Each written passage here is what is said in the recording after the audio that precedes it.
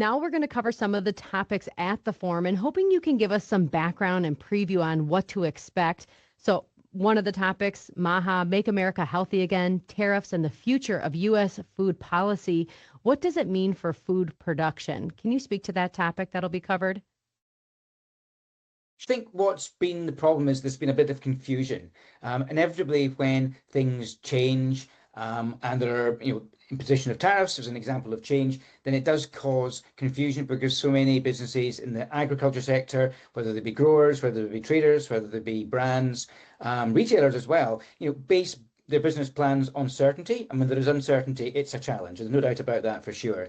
And I think there's been some confusion and the focus then has been on, well, how do we maintain resilience in the light of these changes? So I think that's something that we are certainly seeing the food sector globally and particularly in the US focusing on.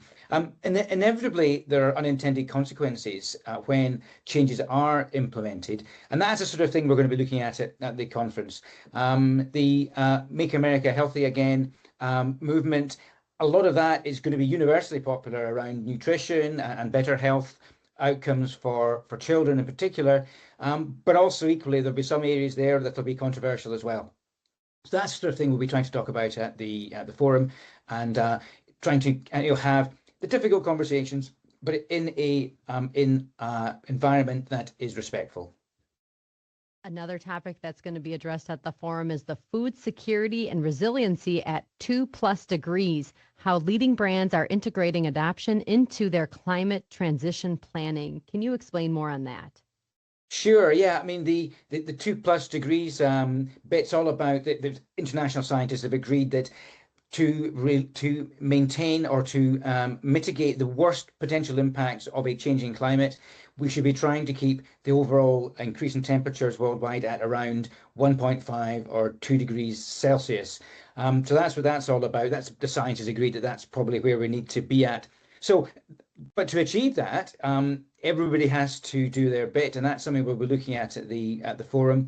So many companies are asking their suppliers to make sure that they are doing everything they can do to mitigate the impacts of climate change, looking at things like carbon dioxide, looking at methane, particularly in the cattle sector, for example.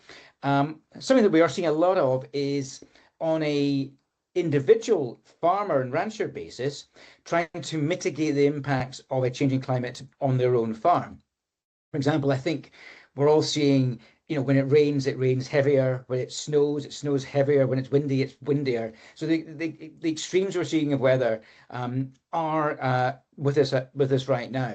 And that's the sort of thing that scientists have said for now some years will be an implication of greater heat and greater energy in the world's climate systems. So what we're seeing, for example, is on a local level, many farmers are thinking about, how do I have a cover cropping regime that protects my soils across the year? In the past, there's been instances where, particularly in the Midwest in the US, where the main cash crops were all grown in the summertime. So in the summer, the soils would be covered with corn, with soy, those sort of crops. But then in the winter times, soils are often left exposed to the weather. There's been a lot more people coming and thinking around. A lot more farmers rather thinking about cover cropping throughout the year to protect their soils. But what we're seeing now, and in fact we had a webinar on this Innovation Forum recently alongside Cargill, is, well, if we're having cover crops, why not develop some cash cover crops? So we're looking at potential for farmers currently in the US Midwest, but this could be extended broadly across the US and elsewhere. If you're having a cover crop in the winter, have one that's a crop you can then harvest in the spring. It is possible to do that. There are new products being developed that can allow for that. But then there you've got you're protecting your soils at the same time as developing a new income stream for your farm. It's an example, I think, of a challenge being turned into an opportunity.